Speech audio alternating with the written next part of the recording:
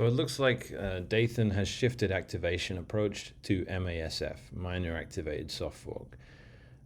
What that amounts to is an interim step where it's a chance for more consensus building and a chance for everyone to go into this a bit more informed, and it's a little bit less reckless, which is a welcome change from my perspective. And it has precedent because that's how SegWit was activated too. I don't know if you need to just go flag day UASF or abandon doing so in general for upgrades. If they're pretty uncontroversial and no one really cares, then that's probably all right. But this is obviously going to be more controversial than that, like SegWit was. So I like it because what MASF is doing, minor activated soft fork, is it's giving the miners an option to activate this thing in an orderly capacity before the flag day that the UASF that will still exist would force it to go through. And having that as an option before leads to more conversation. Everyone gets more informed about what it does, and it gives an opportunity for people that oppose it to explain why they oppose it and expose themselves as bad actors in some cases, because there are people that don't want to limit spam at the consensus level or arbitrary data in general, because they want to spam the chain. They want lots of other people to store their data, even though they don't want to. Those people are obviously going to fight against this change for their own self-interest, but their own self-interest work against the health of the Bitcoin network, and obviously everyone else invested in Bitcoin has a good reason to tell those people to get stuffed. And we need them to expose themselves, just like we needed the people against SegWit we needed time to figure out why those people were against it, and to ascertain and to unequivocally agree that their reasons were selfish and counter to the health of Bitcoin. And SegWit ended up being opposed for bad reasons. There were good reasons to oppose SegWit, but they were not the reasons invoked by the people holding us up from doing the upgrade. So same here. There might be things wrong with BIP 444 or what are we calling it now? The RDTS, the Reduced Data Temporary Soft Fork. I'm going to refrain from calling it 444 out of respect to John Attack. I don't know what number it's going to end up with. You're free to call it whatever you like, of course. I don't see the need of fighting that battle about calling it 444, so I'll call it RDTS for now. I think signals are helpful, and they feel like pointless, and I'm going to characterize it as the show you're working thing that we have to do in Bitcoin. So it means something to activate, to say we need to do this now, and then a bunch of people run nodes and enforce new rules and everyone just agrees to it. That's very different to we spent years fighting about it and fleshed it out in public and then decided to go in that direction. It's the same ultimate result technically, but having been through the public conversation of it helps justify people having gone into it and made a more informed decision. Obviously, you increase tribalism and all that stuff at the same time, but that's not the point. The point is, by the time SegWit activated, there were thousands of people that knew the nuances of what SegWit actually did as a result of masses of discussion that happened by virtue of there being a minor activated soft fork out there floating around, justifying the mental exertion of people going, all right, I need to understand this thing because it might activate. Right now, we just have this gung-ho approach of on February the 1st, this thing activates because a few people running a certain node says it does. And that is going from 0 to 100 in one step. And MASF allows us to do that in a more granular way, where we say, all right, it can activate before then if the miners decide to mine a certain amount of blocks that indicate willingness or readiness for this upgrade. And then once that happens, well, in either case, you have this 2-week lock-in period where people that aren't enforcing the new rules yet know that the thing is going to start at the end of that 2-week period. So generally, I'm in favor of what's going on here. It's the same as what I said about filters. Even if I concede that filters do absolutely nothing, if a miner wants to put some kinds of valid transactions in a block that nodes don't like, they can always do it, even no matter how many people filter it. Obviously, I don't concede that because it commits to survivorship bias, which is no point explaining here. But for simplicity, if I concede it, it's still a very helpful indicator of the fact that the Bitcoin network is in disharmony. If nodes are all saying we don't like this kind of thing, even though it's consensus valid, and miners are putting it in blocks anyway, then we have a signal that we can all pay attention to that says nodes and miners want different things. That's a helpful signal to have, and Core blowing open spam filters to try and make nodes relay what blocks look like, relay activity that end up in blocks anyway.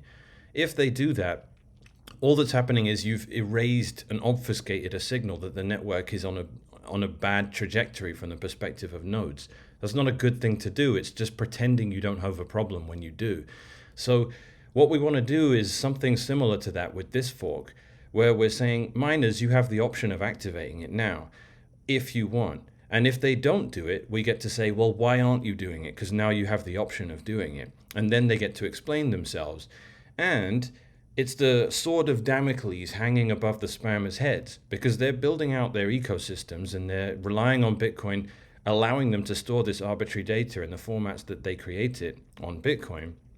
And we're saying, if you annoy us too much, there is now a fork out there that's been iterated upon. The conversation's getting more and more productive. That's due to the tireless work of Dathan. And if you annoy us too much and the miners neglect to activate it, we are going to UASF and force them to start flipping the bit and activating this thing. So if blocks start filling up and every block is just 5 mega transactions that contain nothing but zero knowledge roll-ups of some Ethereum style copycat thing being built on top of Bitcoin, nodes are going to get increasingly annoyed with that, and they're going to put more and more pressure on miners to activate the fork. And if miners don't do it, and they have no reason to resist it, let me just address that FUD real quick. Miners don't make any money from spam. If you literally give them 10 Bitcoins worth of spam transactions in every block, they don't make any extra money from that. They do for a few days until the next difficulty adjustment comes, and then suddenly the difficulty shoots up because more people are mining, which means the reward per hash drops commensurately. Okay, 10 Bitcoins is a bit of an exaggeration. You'd probably have a couple of difficulty periods before it fully adjusts. But the difficulty adjustment fundamentally means that the amount of people mining is proportionate to the amount of Bitcoins coming out of the chain. If more spam happens, more Bitcoins come out of the chain, more people mine, difficulty goes up, and you get the same amount as you would have per hash than otherwise. You could cancel the next halving and it wouldn't make any difference to miner income, except for the short period where the difficulty has to adjust. So people need to drop this notion that a miner can make more money if there are additional use cases found for Bitcoin's blockchain. Miners can collectively make more money, but a miner will not, because he will be competing with a greater number of miners. People don't seem to understand the difficulty adjustment and its implications for miner income. The security budget FUD, as much as I disagree with it, characterized correctly, is about miners in general and as a collective entity, how much they bring in and how much money we pay for how high we can get the difficulty to prevent 51% attacks from malicious entities. It's got nothing to do with individual miners making more or less money. That is what the difficulty adjustment is there for, to allow for changing conditions in the network. It's not flawless, but it does mean if a new spam protocol starts spamming the chain and miners want to get some of that action, you and everyone else wants some of that action, and all that happens is the difficulty goes up and you don't get any of it because you're just splitting the extra money amongst more participants. Anyway, so once we can dispel with that stupid notion that miners might want to do it, we ask them, why do you want this stuff? Why don't you want to limit it at the consensus level? And assuming they don't have any good reason for it, and we, flesh everything out in public, we can put more and more pressure on them. And eventually, if they refuse to acquiesce, we say, all right, beginning, in 3 weeks, if your block does not activate signal activation, we are going to start dumping your blocks. They are no longer consensus valid. Then they have to get in line. And this has happened before. It happened with SegWit. So I'm very confident that would work, and it would be very orderly. It's nothing like as chaotic as what's being proposed now. Or what was proposed prior to the last couple of days, where Dathan has started saying he wants to do a miner activated interim period. So it's not fundamentally a change in approach. It's an additional interim step where we're saying, let's give the miners the opportunity to activate it gracefully and remove some of the potential for uncertainty and chaos that would happen if we took the naive approach, which is on February the 1st, we activate this thing and there could potentially be a chain split. We don't want to do that because all you have then to go on really is user agents and other indications of what people are doing with their nodes, and we know that's gameable. I'd much rather go with what miners are doing in blocks, because if we have an indication of their support, that gives everyone more confidence. And the more confidence we have going into this, the more confidence there will be in Bitcoin in general. So, and like I said, the more mental effort people are prepared to designate towards understanding the implications of this thing. So I support it. I think it's a good idea. I think it's basically the approach is, if you're going to get into a disagreement with someone, it's good to establish that you definitely disagree with them before, pulling the guns out. And I think that's what we're doing here. We're basically saying the answer is probably no, miners, but hey, do you want to activate this anti-spam soft fork? Let them actually say no before we start forcing them into doing things that they might have an issue with, and find out why they have an issue with it. Because look, there might be good reasons, and the BIP still needs to be iterated upon. The motivation section's really good now. People really disliked it before because it kept talking about legal ramifications, and people in a paranoid capacity kept thinking that was someone actually threatening to, incite lawfare against node runners and stuff like that. It didn't mean that, but it was taken that way, and that was, rewritten appropriately. And it's been worked on a lot, and I think people really like the direction it's moving in. And an MASF takes a lot of the drama out of it and defers it and says, well, we don't necessarily have to have drama here. We could just launch the MASF client, miners go along with it after a couple of months, and then we've done it.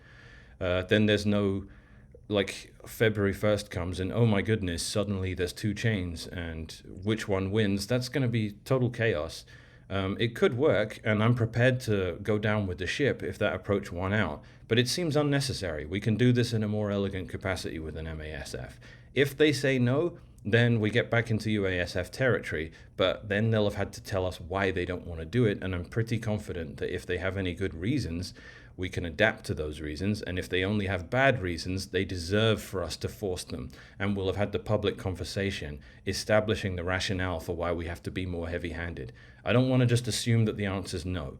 So let's go ahead and pose the question to the general community, raise the standard of the conversation, make everyone that participates in it more aware of the implications of all this stuff. By the time SegWit activated, thousands of people understood what it meant for the network and why we need it and why the arguments against it generally sucked. That's not true of this BIP yet, because it's only been around for a short time. I'm still learning about the implications, how it limits taproot, how some UTXOs might become unspendable, whether that's a genuine concern or whether it's just people trolling and creating UTXOs deliberately to try and scuttle the fork. And that's the latter is obviously not legitimate, because I can ruin any potential soft fork in Bitcoin by shooting myself in the foot and then saying, well, it's your fault. People can do that. People control, and they can hamper Bitcoin being maintained properly by doing silly things like that, and they don't get to hold the network hostage because of, this equivalent of a hunger strike, encumbering UTXOs with conditions that make them unspendable if a soft fork activates. Anyone can do that in any scenario, and Bitcoin does need to soft fork. And it needs to be able to do that without people going on hunger strikes and saying, you're going to make my UTXOs unspendable. No, if you refuse to eat, then you're going to die. You don't get to bully me with your own self-immolation. So that's basically what I would... Obviously, we don't want to be confiscating people's coins, but if people are using Bitcoin deliberately, unreasonably, then the only response we can make might appear unreasonable too. But generally, I don't want to... This is not yet time for reasonable men to do unreasonable things. We're not at that stage yet. I think MASF is basically just us being reasonable and saying, let's see if you can be reasonable too, to the miners. And if they can't be, then we get to be unreasonable in response to their unreasonableness. So there's my rationale for it. That's why I defend the MASF approach. Initially, I hated it, because I thought the lesson from SegWit was we never ask miners for stuff again, but now I realize it's an essential part of consensus building. We have to have the public reconciliation on why it is we would want to move in a certain direction. We got to have pushback. We got to establish that pushback is nonsense, or all the concerns around it have been addressed, and then we get to justify moving forward. And we're not at that point yet. Some people are, but I call it show you're working. We need the proof out there in the public conversation to be like, yeah, this needed to happen and here's why it needed to happen. SegWit wasn't just a good idea that we activated with no controversy. It was opposed, we established why it was opposed, and then we went ahead with it after that. That's a very important part to do. It's a very important part of the process. And who knows, maybe someone will come up with a reason why this BIP is completely unacceptable and irredeemable, or just needs to have a major change done to it for it to be accessible, or a minor change done to it to be accessible, or maybe it's already reached a perfectly acceptable state. I want the conversation to continue, and this is a good way to do it. It makes it more real. If every day the thing manifests more and more materially as something that's going to make it into Bitcoin, and that just justifies people paying more attention to it and learning more about it and participating more in the discussion. So keep going and persist with the thing as it's becoming more and more real. I hope that helps explain the perspective I currently have. And yeah, be a part of the conversation. If you have opposition to it, please voice it. There are plenty of genuine people on the other side. I enjoy listening to them and interacting with them.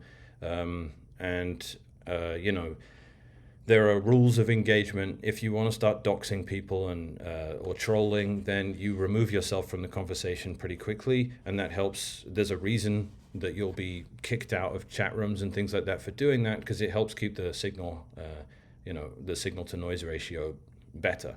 So I'm glad Dathan is a NIM, and I'm glad that bad actors immediately try and dox him, because then they no longer become a part of the conversation. They invalidate their own ability to participate by being bad actors, and that's useful.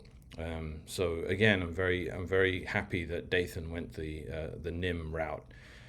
So yeah, those are all my thoughts. Thanks for watching, and let's see what happens over the next week or two, because everything keeps changing very quickly. But definitely MASF shouldn't be thought of as a change in approach. It's an interim step, because it still ends up with user enforcement of the new rules.